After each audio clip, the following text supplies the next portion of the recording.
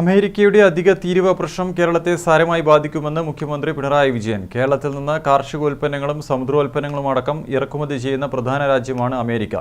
ഗുരുതരമായ ഈ പ്രശ്നം കേരളം ആഴത്തിൽ പഠിക്കുമെന്നും മുഖ്യമന്ത്രി കണ്ണൂരിൽ പറഞ്ഞു. ഇന്ത്യയുടെ സാമ്പത്തിക മേഖലയ്ക്ക് പൊതുവിലും കേരളത്തിന് പ്രത്യേകിച്ചും വലിയ ദോഷം വരുത്തുന്നതാണ് അമേരിക്കയുടെ തീരുവ വർദ്ധിപ്പിച്ച നടപടിയെന്ന് മുഖ്യമന്ത്രി പിണറായി വിജയൻ പറഞ്ഞു. കേരളത്തെ ഗുരുതരമായി ബാധിക്കാൻ പോകുന്ന വിഷയമാണിത്. ഈ പ്രതിസന്ധിയെക്കുറിച്ച് ആഴത്തിൽ പഠിക്കാൻ സംസ്ഥാന സർക്കാർ തീരുമാനിച്ചിട്ടുണ്ടെന്നും മുഖ്യമന്ത്രി വ്യക്തമാക്കി.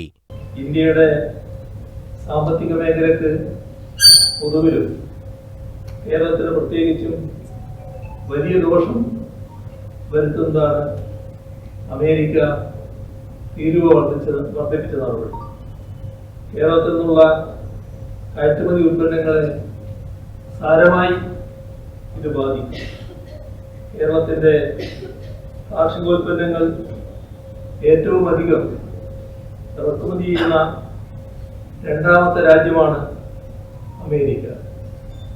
കശുവണ്ടി, അരി, പച്ചക്കറികൾ, സംസ്കരിച്ച പഴം, ധാന്യപ്പൊടികൾ തുടങ്ങിയവയുടെ ആകെ കയറ്റുമതിയുടെ 20% പോകുന്നത് അമേരിക്കയിലേക്കാണ്.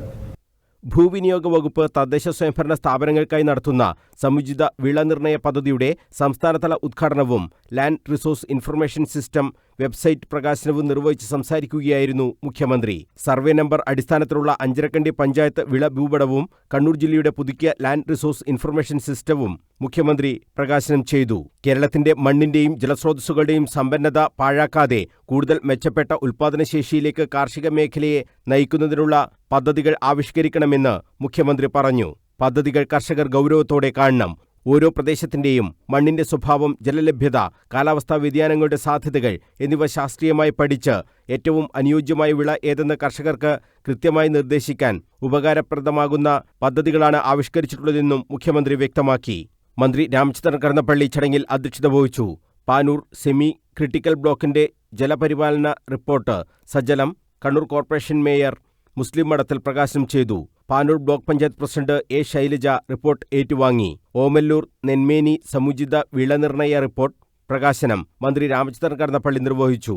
ഭൂവിനിയോഗ commissioner Yasmin L Rasheed, collector Arun K Vijayan, നഗരസഭാ ക്ഷേമകാര്യ സ്റ്റാൻഡിംഗ് കമ്മിറ്റി ചെയർപേഴ്സൺ ഷമീമ, ജില്ലാ കൃഷി ഓഫീസർ കെ എൻ ജ്യോതികുമാരി, തദ്ദേശ സ്വയംഭരണ വകുപ്പ് joint director T J Arun, ഭൂവിനിയോഗ വകുപ്പ് ജോയിന്റ് ഡയറക്ടർ ടീന ഭാസ്കർ തുടങ്ങിയവർ സംസാരിച്ചു.